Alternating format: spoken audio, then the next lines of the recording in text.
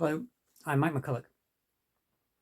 Today I'd like to show you in a simple way using graphics how inertial mass works in quantized inertia. And so I've plotted these schematics to try and explain this in a sequential way. So the situation on top represents an object, which is a white circle in the center, which is hardly accelerating at all. It's got a minimum acceleration. And you can see that it does have an acceleration, so it does see some unruh radiation, which is a kind of radiation that only occurs when you accelerate. And that's shown here by the red color surrounding it. But it will also see very far off what's called a cosmic horizon, and that's shown by the black rim around this image. This is the limit to which we can see in the universe. We can't see any further than that, either because objects there are moving so fast away from us that we can't see them, or simply that in a time that the cosmic age, light could not have got to us from beyond that distance, so we can't see beyond it. But anyway, there's a cosmic horizon there. And the new thing about quantized inertia is that it allows horizons to damp quantum waves, including unruh waves. So these waves are going to be damped close to this horizon, far away. And you can see I've tried to indicate that with the blue color, which indicates a cooler environment, whereas close to the object it's redder because it's not being damped so much. So this is just a schematic. It's not perfectly accurate. It's just for purposes of explanation. So this means that there will be a gradient, an unruh gradient, down which things will tend to fall from red to blue, but this object will see this gradient as being more or less symmetrical. So it's equally liable to go in most directions, except it has a very small acceleration towards the right.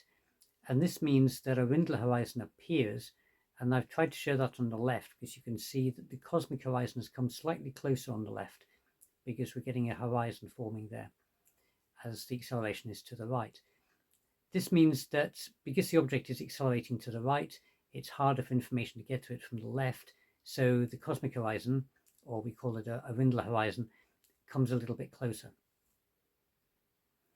So in the second one, the object has fired its rockets or something to accelerate further to the right, and now the acceleration is much greater, so the Rindler horizon comes much closer to it, and so it starts to damp the unruh waves far more on the left than on the right, because we have a close horizon on the left, the Rindler horizon, but we have a far distant horizon, the cosmic horizon, on the right, which doesn't damp much at all, it's so far away.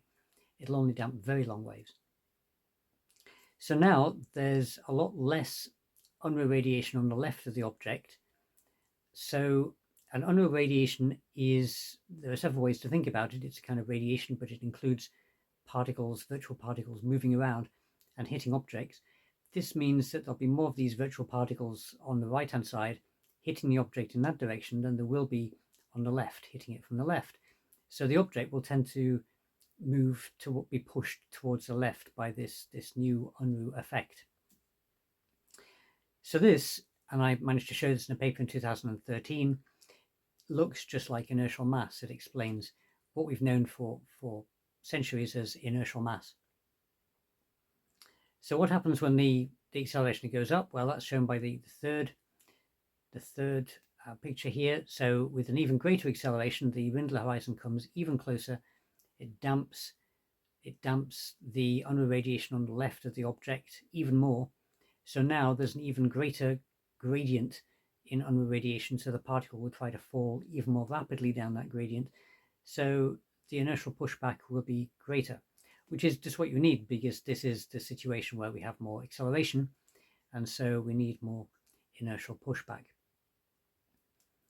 So this is a schematic explanation of how inertia can be explained in quantized inertia. Inertia has never been explained before. It's just been assumed that things keep going in a straight line and that they don't like to change their velocity, they don't like to accelerate. But this explains why, in terms of quantum mechanics and horizons, why they don't like to accelerate. And this is quantized inertia. Of course, it then begs the question of whether we can make objects move in a new way by sticking horizons in to the quantum background ourselves. And a horizon could be something as simple as a metal plate if the UNRU waves are short wavelength enough to interact with that metal plate. Then you put a metal plate near an object, highly accelerated object, then it will move towards that metal plate in a new way. Okay, so I hope you've enjoyed this short, and I look forward to making another one for you tomorrow. Goodbye.